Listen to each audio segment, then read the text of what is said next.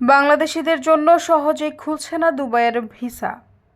সংযুক্ত আরব আমিরাত বাংলাদেশিদের জন্য দুবাইয়ে ভ্রমণ বা কাজের উদ্দেশ্যে ভিসা কার্যক্রম বন্ধ রেখেছে।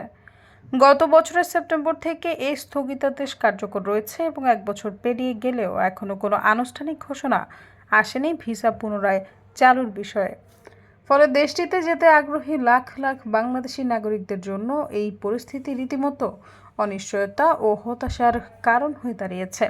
এরই মধ্যে কয়েকটি গণমাধ্যমে সম্প্রতি বাংলাদেশ সহ 9 দেশের উপর ভিজিট ও কাজের ভিসায় নিষেধাজ্ঞা আরোপ করেছে সংযুক্ত আরব আমিরাত। 2026 সালের জানুয়ারি থেকে নতুন এই নির্দেশনা কার্যকর হবে এমন খবর ছড়িয়ে পড়েছে। এ বিষয়ে আমিরাতের সরকারি ওয়েবসাইটে কোনো তথ্য পাওয়া যায়নি। গত বছরের সেপ্টেম্বর থেকে দেশটির ভিসা কার্যক্রম বাংলাদেশি অভিবাসীদের জন্য বন্ধ থাকার পর নতুন করে এমন নির্দেশনা পুনরায় দেওয়া হচ্ছে কেন? এ নিয়ে বাংলাদেশের পক্ষ থেকে পররাষ্ট্র মন্ত্রণালয় ঢাকাস্থ সংশ্লিষ্ট দূতাবাসের কাছে জানতে চেয়েছে। এখনও নতুন নির্দেশনা এসেছে কিনা এ বিষয়ে দূতাবাস নিশ্চিত করে কিছু জানায়নি বলে জানিয়েছে পররাষ্ট্র মন্ত্রণালয়ের নির্ভরযোগ্য সূত্র। সৈয়দা ফারিয়া, সমযোগ।